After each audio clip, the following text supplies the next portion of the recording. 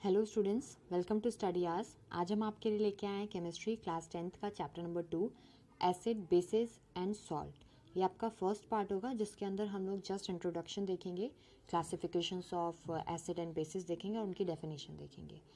तो चलिए देखते हैं कौन कौन सा टॉपिक इंक्लूड होगा। पहला होगा आपका इंडिकेटर। इंडिकेटर का क्या काम होता है, इंडिकेटर कौन कौन से होते हैं उसके बारे में देखेंगे। एंड देन ऑल्फैक्टरी इंडिकेटर उसी के अंदर आपका दूसरा होगा। और देन एसिड्स एंड बेसिस, इसके जो जनरल प्रॉपर्टीज़ हैं, नॉट प्रॉपर्टीज़, क्लासिफिकेशन देखेंगे हम लोग। प्रॉपर्टीज़ के लिए नेक्स्ट पार्ट बनाएंगे, तो इसमें सिर्फ हम लोग क्लासिफिकेशन देखेंगे। So let's start it. तो पहला है आपका कि जितने भी कंपाउंड या जितने भी सब्सटेंसेस हमारे यहाँ पे प्रेजेंट हैं, हमारे अर्थ पे प्रेजेंट हैं या फिर हम लोग के पास हैं हमारे लैब में या घर पे, वो सारे सब्सटेंसेस जो हैं वो 3 कैटेगरीज में क्लासिफाई किए जाते हैं।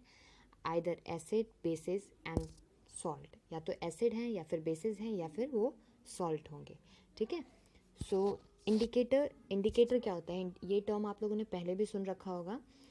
जैसे कि जो व्हीकल्स होते हैं उसमें इंडिकेटर होता है, तो वो क्या इंडिकेट करता है वहाँ पे कि जो व्हीकल है वो आपका लेफ़्ट साइड में मुड़ने वाला है या फिर राइट साइड में मुड़ने वाला है, उस चीज़ को इंडिकेट करता है। ठीक है। तो यहाँ पे जो इंडिकेटर है वो क्या इंडिकेट करेगा कि कोई भी गिवन सब्सटेंस है वो एसिड है या फिर वो बेस है। ठीक है, वो इस चीज़ को इंडिकेट करेगा। तो डेफिनेशन क्या है इंडिकेटर की? An indicator is a dye that changes colour when it is put into an acid or a base। एक इंडिकेटर ऐसा डाई होता है, ठीक है, सब्सटेंस है, डाई यानी कलर्ड सब्सटेंसेस होते हैं, कुछ कुछ कलरलेस भी होते हैं, जो अपना कलर चेंज करता है जब उसको एसिड या फिर बेस में रखेंगे। तो एसिड के साथ अलग कलर शो करेगा, बेस के साथ अलग कलर शो करेगा, तो उसी को हम लोग क्या बुलाते हैं, इंडिकेटर बुलाते हैं। ठीक है। सो ये पूरा एक टेबल दे रखा है, जितने भी अभी फ़िलहाल के लिए आप में यूज़ होंगे इंडिकेटर, उनकी डिटेल इसमें दे रखी है। और वो किस तरह से एसिड में कौन सा कलर चेंज करेंगे या क्या उसमें चेंजेस नज़र आएंगे और बेसिस में क्या चेंजेस नज़र आएंगे, वही इसमें टेबुलर फॉर्म में दिया हुआ है। तो पहला है आपका लिटमस। लिटमस आपका इंडिकेटर है जो कि पर्पल कलर का डाई होता है और वो एक्सट्रैक्ट किया जाता है लाइकेन से। आप लोगों ने बायो में पढ़ रखा होगा लाइकेन। सो लाइकेन से एक्सट्रैक्ट किया जाता है जो कि थैलोफाइटा डिवीज़न से बिलोंग करता है। ये सब आप लोगों ने बायो में पढ़ रखा होगा। ठीक है, थैलोफाइटा डिवीज़न से बिलोंग करता है। इसी से ये लिटमस जो कि पर्पल कलर डाई होता है उसको एक्सट्रैक्ट किया जाता है। ठीक है। सो एसिडिक मीडियम में जो लिटमस है वो ब्लू लिटमस रेड में कन्वर्ट हो जाता है। अगर कोई गिवन सब्सटेंस आपका एसिड है और उसमें आप लोगों ने ब्लू लिटमस डाला या फिर लिटमस पेपर भी आता है, तो लिटमस पेपर आप लोगों ने उसमें ऐड किया तो ब्लू किस में कन्वर्ट हो जाता है, रेड में कन्वर्ट हो जाता है। अगर बेस की बात करें तो बेस में रेड जो होता है वो ब्लू में कन्वर्ट हो जाता है। ठीक है। ये आपको लिटमस पेपर अगर आपको मिलता है लैब में तो आप ये टेस्ट कर सकते हो एसिड और बेसिस के साथ उसको देख के। अगर ब्लू लिटमस है तो वो रेड में कन्वर्ट हो जाएगा, कब, एसिडिक मीडियम में, और रेड ब्लू में कन्वर्ट हो जाएगा बेसिक मीडियम में। दूसरा है आपका मिथाइल ऑरेंज जो कि एक ऑरेंज कलर का डाई होता है। ठीक है। और एसिडिक मीडियम में ये रेड कलर में कन्वर्ट हो जाता है और बेसिक मीडियम में ये येलो कलर में कन्वर्ट हो जाता है। Now the third one is phenolphthalein. ये इम्पॉर्टेंट है क्योंकि ये आप लैब में भी यूज़ करोगे। अगर आपको टाइट्रेशन करवाया जाएगा तो उसमें आप फिनोप्थिलिन वहाँ पे यूज़ करोगे। ठीक है। ये एक कलरलेस होता है, इसका कोई कलर नहीं होता है जैसे बाकी सब में हम लोगों ने देखा कलर होता है, ये कलरलेस होता है। ठीक है। एसिडिक मीडियम में भी ये कलरलेस ही रहता है, लेकिन बेसिक मीडियम में ये पिंक कलर में कन्वर्ट हो जाता है। ठीक है। जब एसिड बेस टाइट्रेशन करते हैं तो फिनोप्थिलिन हम लोग वहाँ पे एज अ इंडिकेटर यूज़ करते हैं। नेक्स्ट है आपका टर्मरिक। टर्मरिक वाला तो आप घर पे भी ट्राई कर सकते हो। टर्मरिक यानी हल्दी। तो ओरिजिनल जो कलर होता है इसका वो येलो होता है। ठीक है।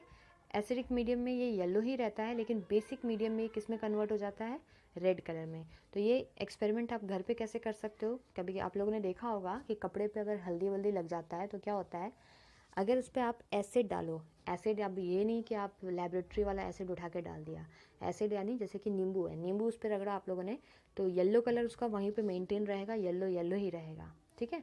लेकिन अगर उसको बेस डालो, बेस यानी डिटर्जेंट पाउडर, कोई सा भी डिटर्जेंट पाउडर आप लोग लेते हो या सोप लेते हो तो वो बेसिक होता है। ठीक है। उसका नेचर क्या होता है, बेसिक होता है। तो जब उसको आप धोते हो डिटर्जेंट से तो क्या हो जाएगा, जो येलो कलर होता है वो किस में कन्वर्ट हो जाता है, थोड़ा रेडिश हो जाता है।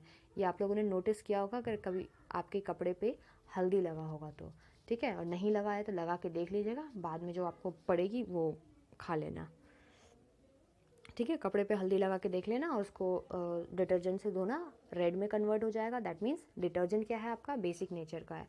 और उस पर थोड़ा सा नींबू रगड़ के देख लेना, नींबू क्या है, एसिडिक होता है। और नींबू से अगर उसका जो भी कलर है येलो से चेंज नहीं हो रहा है, यानी नींबू आपका एसिड कंटेन किया हुआ है, ठीक है। नेक्स्ट है आपका red cabbage. Red cabbage again आपका कैबेज होता है रेड कलर का, उसमें से एक्सट्रैक्ट किया जाता है उसके लीव्स में से। रेड कलर का डाई होता है, एसिडिक मीडियम में ये रेड ही रहता है, लेकिन बेसिक मीडियम में ये ग्रीन में कन्वर्ट हो जाता है, ठीक है। अब एक चीज़ इसमें है जो यहाँ पे मेंशन नहीं है, दो तरह के इंडिकेटर होते हैं आपके। कौन से, एक होता है आपका नेचुरल इंडिकेटर, ठीक है, और दूसरा होता है आपका सिंथेटिक इंडिकेटर। अब नेचुरल और सिंथेटिक इंडिकेटर नाम से क्या इंडिकेट कर रहा है, नेचुरल यानी जो नेचुरली हम लोग कहीं से भी ऑब्टेन कर सकते हैं, और सिंथेटिक यानी जिसे हम लोग लैब में प्रिपेयर करते हैं, ठीक है। तो नेचुरल इसमें कौन कौन सा इंडिकेटर हो गया आपका, लिटमस नेचुरल हो गया, टर्मरिक आपका नेचुरल हो गया, रेड कैबेज आपका नेचुरल इंडिकेटर हो गया, ठीक है। ये तीनों जो हैं वो नेचुरल इंडिकेटर हैं, क्योंकि हम नेचर में जैसे कि लिटमस आपका लाइकेन से एक्सट्रैक्ट कर रहे हैं, टर्मरिक आपका हल्दी नेचर में पाया जाता है, रेड कैबेज आपका नेचर में पाया जाता है, ठीक है। तो ये हम लोग नेचुरली एक्सट्रैक्ट कर रहे हैं किसी प्लांट में से, किसी सब्सटेंस में से। और ये दोनों जो है मिथाइल ऑरेंज और फेनोप्थलीन है, ये सिंथेटिक है क्योंकि इसे हम लोग लैब में प्रिपेयर करते हैं, लैब में सिंथेसाइज करते हैं, इसीलिए सिंथेटिक इंडिकेटर हो गया, ठीक है। तो जहाँ पे भी आप लोग नोट्स बना रहे होंगे वहाँ पे लिख लीजिएगा natural indicator and synthetic indicator, okay. So next one is, एक और टाइप का इंडिकेटर होता है जिसको हम लोग ऑल्फैक्टरी इंडिकेटर कहते हैं।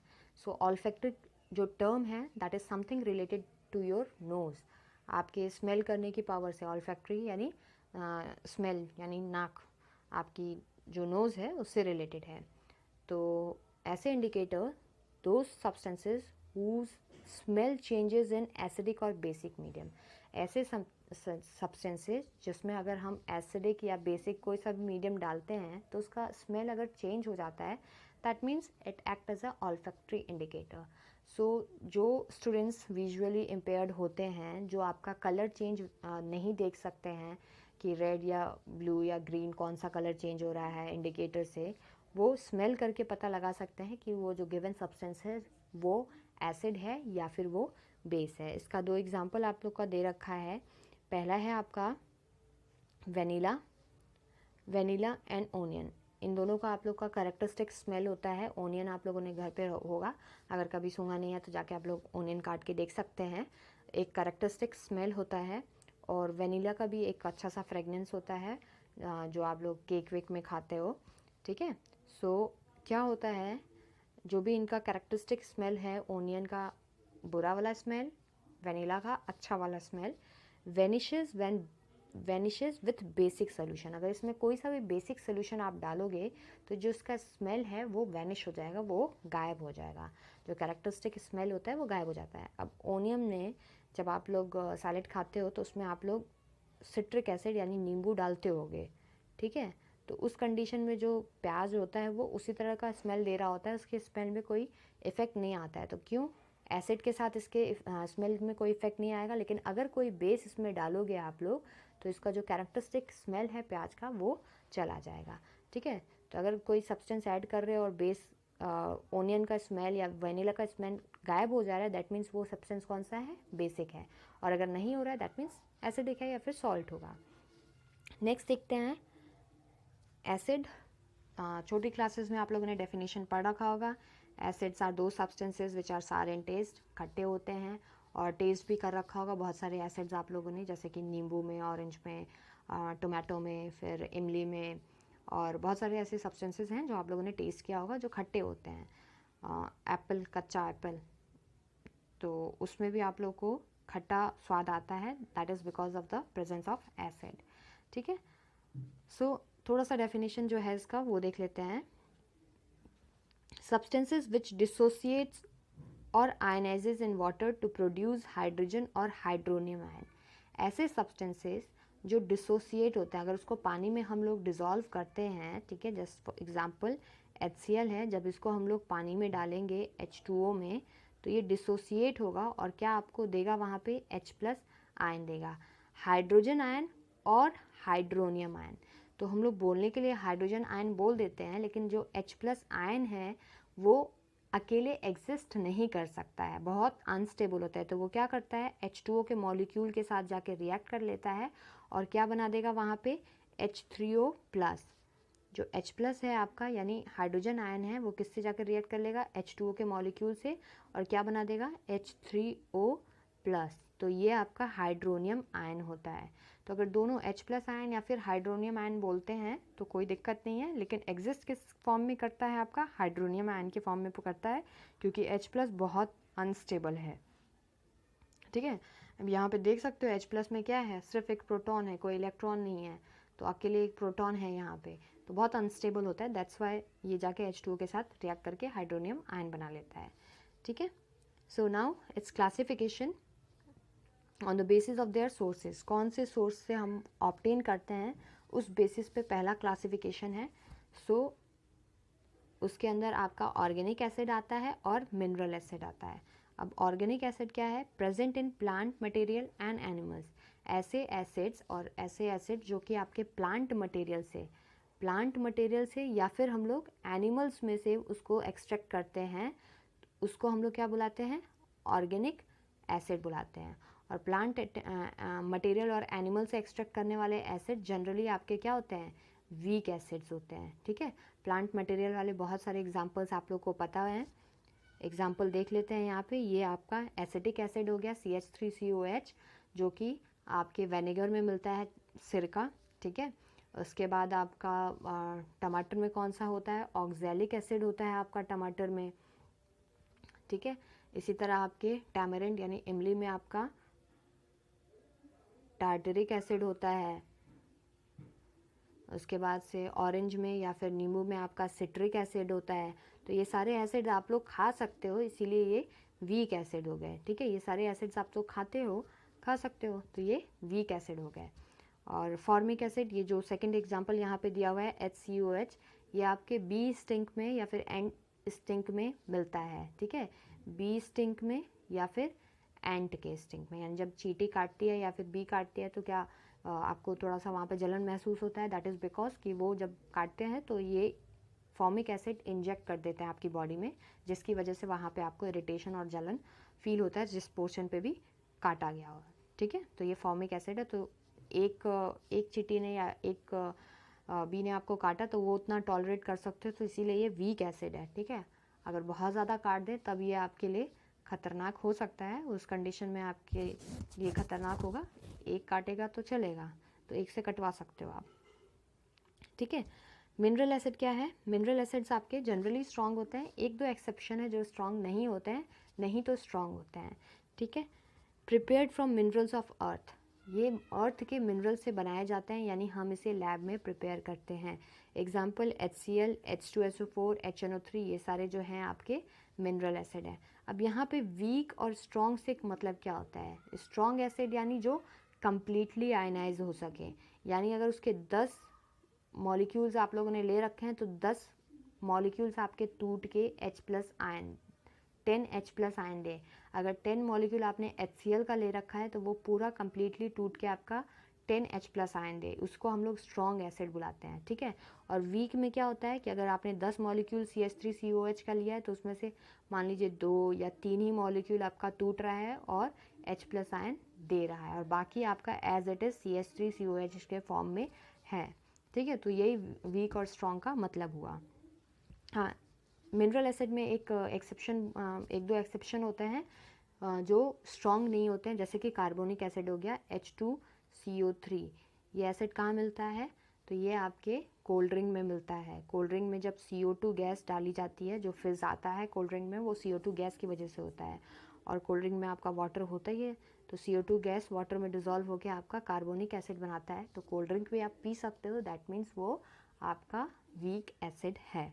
ठीक है, नेक्स्ट है on the basis of their basicity. अब बेसिसिटी क्या होता है, कितने नंबर ऑफ H+ आयन कोई भी एसिड का एक मॉलिक्यूल डोनेट कर सकता है या रिप्लेस हो सकते हैं। जैसे कि मान लीजिए HCl है, तो HCl में कितना है, एक है हाइड्रोजन आयन है, तो एक मॉलिक्यूल एक ही H+ आयन देगा, ठीक है। तो ये इसका बेसिसिटी हुआ 1, ठीक है, इसीलिए इसको मोनो बेसिक कहेंगे। मोनो मीन्स 1 होता है और बेसिक यानी कितने H+ आयन दिया, तो मोनो बेसिक हो गया ये।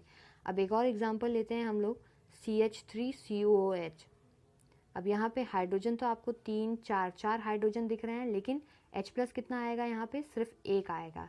तो ये क्या हो गया आपका, ये भी मोनो बेसिक का एग्जांपल हो गया। जितने हाइड्रोजन प्रेजेंट हैं सारे के सारे यहाँ पे रिप्लेसेबल नहीं है, सिर्फ एक है, ये वाला रिप्लेसेबल है, बाकी यहाँ पे ही रहेंगे आपके। तो इसीलिए ये भी आपका मोनो बेसिक हो गया। तो इसी बेसिस पे, इसी बेसिसिटी पे आपके अलग अलग क्लासिफाइड हुए हैं, जैसे mono basic, di basic, tri basic. Mono means जिसमें एक हो, which gives 1 hydrogen ion per molecule of acid in solution। जैसे कि HCl हो गया, HNO3 हो गया, अभी CH3COH का एग्जाम्पल दिया था, वो भी आपका मोनो बेसिक हो गया, ठीक है। Dibasic give 2 hydrogen ion per molecule of the acid in the solution, जैसे कि H2SO4 हो गया, H2CO3 यानी कार्बोनिक एसिड हो गया, ठीक है।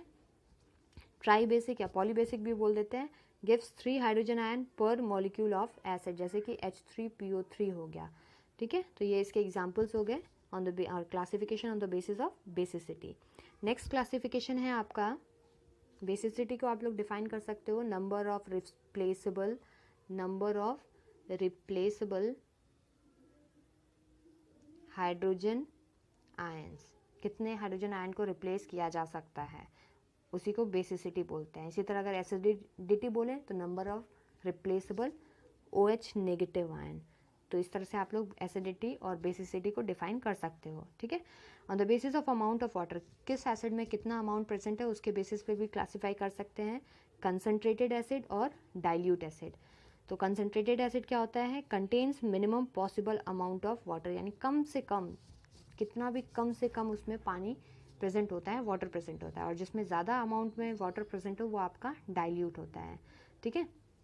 तो कंसनट्रेटेड में पानी होता है लेकिन बहुत मिनिमम क्वांटिटी में होता है, और डाइल्यूट में आपका भरपूर मात्रा में पानी रहता है। एक और चीज़ यहाँ पे नोटिस करने या याद रखने वाली चीज़ है कि डाइल्यूट मीन्स वीक नहीं होता है। डाइल्यूट मीन्स आपका वीक एसिड नहीं हुआ। अगर HCl है, ठीक है, ये कंसनट्रेटेड एसिड आप लोगों ने ले रखा है, उसमें उंगली अगर डिप करोगे तो आपकी उंगली जलेगी, ठीक है। लेकिन इसको फिर आपने डाइल्यूट किया, HCl को डाइल्यूट फॉर्म में लिया, अगेन अगर उसमें उंगली आप डिप करोगे तो भी जलेगा, थोड़ा कम जलेगा लेकिन जलेगा ज़रूर, ठीक है। तो डाइल्यूट डजंट मीन कि वो वीक है, डाइल्यूट एसिड भी आपका स्ट्रांग होता है। तो ये जो दोनों टर्म है डाइल्यूट और वीक, ये अलग अलग हैं, ठीक है। वीक यानी जो कम आयनाइज होते हैं, जिसमें H+ आयन पूरे के पूरे आपके आयनाइज नहीं होते हैं, और डाइल्यूट मीन्स पानी ज़्यादा है। अब पूरा एक बाल्टी में एक ड्रॉप अगर हम लोग डालते हैं HCl का, तो वो ख़तरनाक नहीं हो सकता है, उतना नहीं होगा, लेकिन जो लैब में यूज़ करते हैं अगर उस पर डाइल्यूट लिखा हुआ है, दैट मीन्स ये नहीं हुआ कि आप उसको उठा के पी सकते हो। डाइल्यूट लिखा हुआ है मतलब अभी भी उससे खतरा है।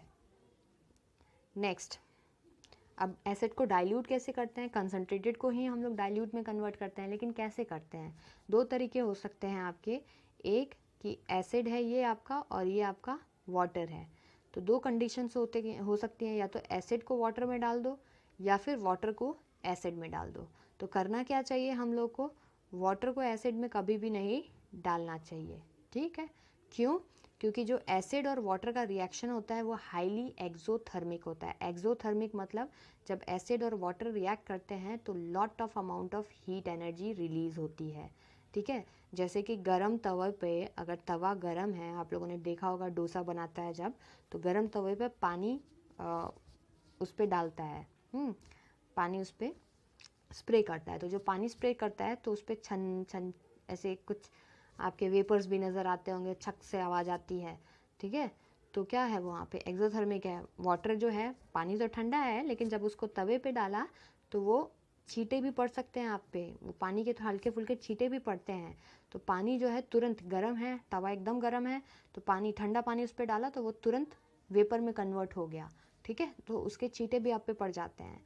तो उसी तरह यहाँ पे भी अगर हम लोग देखें तो एसिड जो है आपका और ये वाटर है, तो जब वाटर को आप एसिड में डालोगे तो क्या होगा, बहुत हाईली एक्सोथर्मिक रिएक्शन होता है, तो इसमें से एसिड आपके ऊपर भी आके स्प्लैश आउट हो सकता है, आप पे पड़ सकता है। जैसे तवे पे पानी डाला, बहुत गर्म तवा है, उस पर हल्का सा पानी छीटोगे तो वो वेपर में कन्वर्ट होगा और आप पे आ सकता है, तो वेपर गर्म होगा।